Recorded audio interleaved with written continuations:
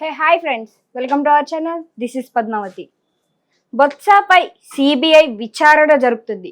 ఎందుకని విచారణ ఉన్నట్టుండి వేశారు, దానికి గల కారణాలు ఏంటి? ఇప్పుడు మనం పూర్తి వివరాల్లోకి వెళ్ళి తెలుసుకునే ప్రయత్నం అయితే చేద్దాం.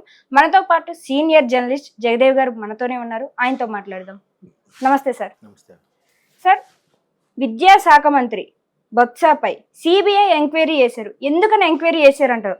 ఇది ఉన్నట్టుండి సడన్ గా దీనికి గల కారణాలు ఏమై ఉంటాయి అంటారు? మాజీ విద్యాశాఖ మంత్రి బొత్స గారికి సంబంధించి సిబిఐ ఎంక్వైరీ వెయ్యాలనే డిమాండ్స్ అయితే వినిపిస్తున్నాయి.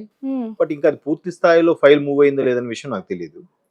కాకపోతే ఇక్కడ ఉత్తరాంధ్రకు చెందిన ఫేమస్ పర్సనాలిటీల్లో, ఫేమస్ లీడర్స్లో బొత్స గారు ముందు వరుసలో ఉంటారు. అటువంటి బొత్స గారు కూడా ఓడిపోయారు. అతను ఓడిపోతారు అనుకోలే.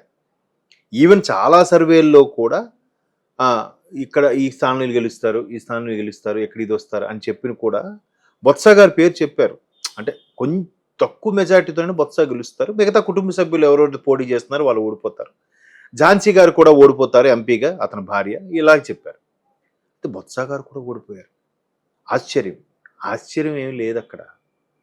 చెప్పాను కదా, ఇందాక ముందు మనం మాట్లాడుకున్నాం, జగన్మోహన్ రెడ్డి గారు చేజేతులారా చేసుకున్నారా ఏంటా అనేది కొన్ని రకాల రీజన్స్. సో అందులో బొత్స గారి విషయానికి కూడా వస్తే చాలా ఉన్నాయి. చాలా అంటే విద్యాశాఖకు సంబంధించి, ఉపాధ్యాయులకు సంబంధించి గవర్నమెంట్ ఫామ్ అయిన సంవత్సరంలోపే ఉపాధ్యాయులు అందరూ కలిసి అమరావతి ముట్టడికి వెళ్ళడం, సెక్రటేరియట్ ముట్టడికి వెళ్ళడం, వాళ్ళ మీద కూడా కొన్ని రకాల చర్యలు తీసుకోవడం, ఎవరైనా ఉపాధ్యాయ సంఘం నేత పొరపాటు ఒక స్టేట్మెంట్ ఇచ్చినా మాట్లాడినా ఇమీడియట్గా వాళ్ళని అరెస్టు చేయడం, కీలకమైన నేత ఒక గుంటూరుకు చెందిన ఉపాధ్యాయ నాయకుడిని సస్పెండ్ చేయడం, ఇవన్నీ కూడా ఒకదానికొకటి ఉచ్చు గీసుకున్నాయి. ఇప్పుడు ఎందుకంటే ఇవన్నీ అమలు చేయడానికి నడిపించడానికి ఒక పవర్ఫుల్ ఒక ఐఏఎస్ ఆఫీసర్ కావాలని వెతికి ఒక వ్యక్తిని పెట్టారు.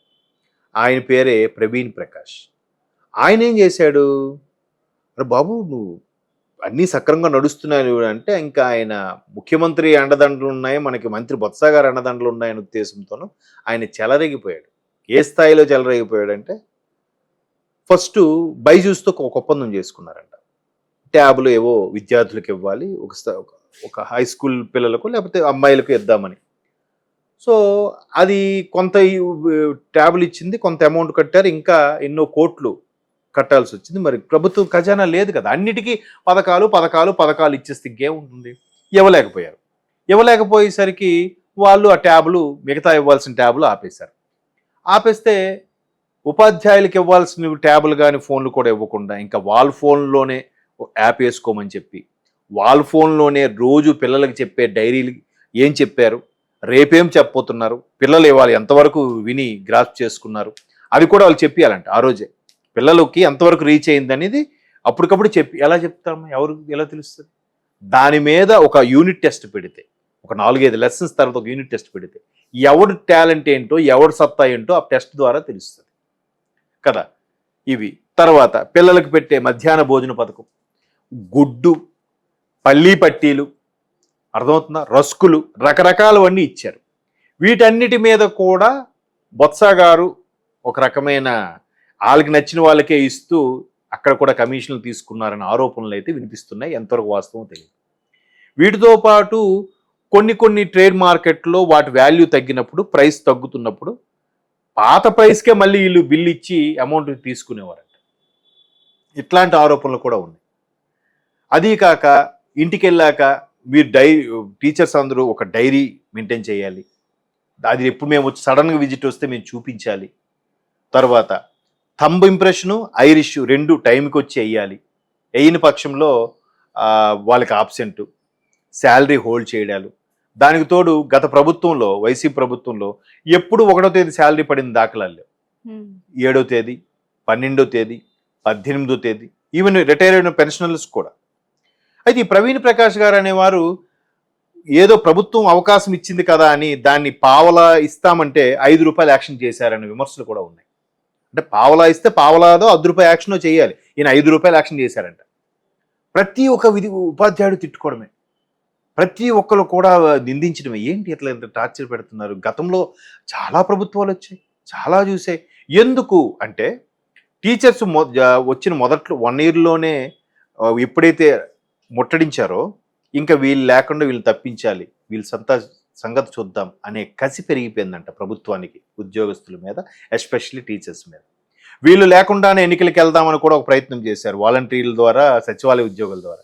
దానికి ఎన్నికల కమిషన్ ఒప్పుకోలేదు. ఎందుకంటే ఎప్పుడు నుంచి కూడా ఉపాధ్యాయులే ఎన్నికలకు నిర్వహించేవారు కానీ వేరే డిపార్ట్మెంట్ వాళ్ళు నిర్వహించే పరిస్థితిలో లేదు.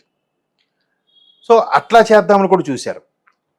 ఇంకా ఒకటి కాదు, చాలా రకాల ఇబ్బందులు పెట్టారు. ఇప్పుడు ఇంత జరిగినాక కూడా జగన్మోహన్ రెడ్డి గారు మళ్ళీ సేమ్ మేనిఫెస్టో అని చెప్పారు కానీ, అరే ఉద్యోగులకి ఎంత ఇబ్బంది పెట్టాం, ఉద్యోగులకి ఈసారి వస్తే సానుకూలంగా స్పందిస్తాను ఒక స్టేట్మెంట్ ఇచ్చాడా? ఇవ్వలే. ఒక్క జాబ్ మేళా లేదు, ఒక జాబ్ క్యాలెండర్ లేదు కాబట్టి నిరుద్యోగుల కోసం జాబులు తీస్తామని ఒక స్టేట్మెంట్ ఇచ్చారా? ఇవ్వలే. అభివృద్ధి లేదు, కుంటుపడుతుంది, ఈసారి అభివృద్ధి ఎలా ఉంటుందో మీరు చూస్తారు, ఎన్ని కంపెనీలు వస్తాయని చెప్పి ఒక స్టేట్మెంట్ ఇచ్చారా? ఇవ్వలే. అంటే కేవలం మా పథకాలు చాలు గెలిచేస్తాం అనుకున్నారో ఏంటో, ఒక మాయ కమ్మేసిందో ఏంటో మరి వాళ్ళకి, అట్లా మాట్లాడారు. సో ఇక్కడ కూడా విద్యాశాఖలో అయితే చాలా, ఇప్పుడు 2వ తరగతి వరకే స్కూల్ అంట, ఎలిమెంటరీ స్కూల్ అంట, 3 నుంచి 10 వరకు హై స్కూల్ అంట. మళ్ళీ అలాంటప్పుడు నాడు నేడు అని చెప్పి ఎలిమెంటరీ స్కూల్ ఎందుకు బాగు చేయాలి? ఎందుకు అన్ని కోట్లు ఖర్చు పెట్టి మాడిఫై చేసి పెయింట్లు వేసి అన్ని చేయాలి? అయితే ఆ 5వ తరగతి వరకు ఒక 10 మంది టీచర్లు ఉన్నారనుకోండి, 2 క్లాసులే ఉన్నప్పుడు ఒక 10 మంది అవసరమా? 2 చాలు. మిగతా 8 మంది ఏం చేయాలి? ఈ మిగతా 8 మంది టీచర్లని కావాలని కక్షగట్టినట్టుగా డెప్యుటేషన్ మీద ఈ ఊరికి ఒక నెల రోజులు, ఆ ఊరికి ఒక నెల రోజులు, ఇద్దరిని అక్కడ ఇద్దరిని ఇక్కడ ఇలా తిప్పుతూ వచ్చేవారట. మరి ముందు తెలియదా? 3వ తరగతి నుంచి 10వ తరగతి వరకు హై స్కూల్గా మాడిఫై చేస్తామని ముందు తెలియదా? తెలిస్తే నాడు నేడు స్కూల్స్కి ఎందుకు తగలబెట్టారు? మరి దాంట్లో మళ్ళీ ఎంత ఉంది విద్యాశాఖకి సంబంధించి? దాంట్లో ఎంత నొక్కారు? ఎట్లాంటి ప్రశ్నలు అన్నీ ఉత్పత్తమవుతున్నాయి, ఇట్లాంటి క్వశ్చన్స్ కూడా ఇబ్బంది పెడుతున్నాయి. సో ఇవన్నీ ఎవరెవరు చేసినా కూడా వాళ్ళకి ఇవన్నీ వెంటాడుతాయమ్మా, తప్పదు. అందుకే కదా ప్రవీణ్ ప్రకాష్ గారు వాలంటీర్ రిటైర్మెంట్ ఇచ్చేశారు. ఎందుకు మరి ఉండొచ్చు కదా, ఆయన నిఖార్స్గా ధైర్యంగా మంచి అధికారిగా ఉంటే ఆయన కొనసాగొచ్చు కదా ఇప్పుడు కూడా. ఎందుకు మరి వాలంటీర్ రిటైర్మెంట్ ఇచ్చేయాల్సి వచ్చింది? ఎక్కడికి వెళ్ళినా నన్ను వదలరు అని అర్థమైపోయింది. ఎవరు చేసిన తప్పులు వాళ్ళకి తెలుస్తాయి కదా ఆత్మసాక్షికి. సో ఇప్పుడు దానివల్ల బొత్స గారికి కూడా ఇబ్బంది పరిస్థితులు ఉన్నాయన్నట్టు కూడా వార్తలు వస్తున్నాయి. బట్ రాబోయే రోజులు ఏం జరుగుతుంది, ప్రభుత్వం ఎటువంటి చర్యలు తీసుకోబోతుంది చట్టపరంగా, వెయిట్ అండ్ సీ. నిజంగా సార్ చాలా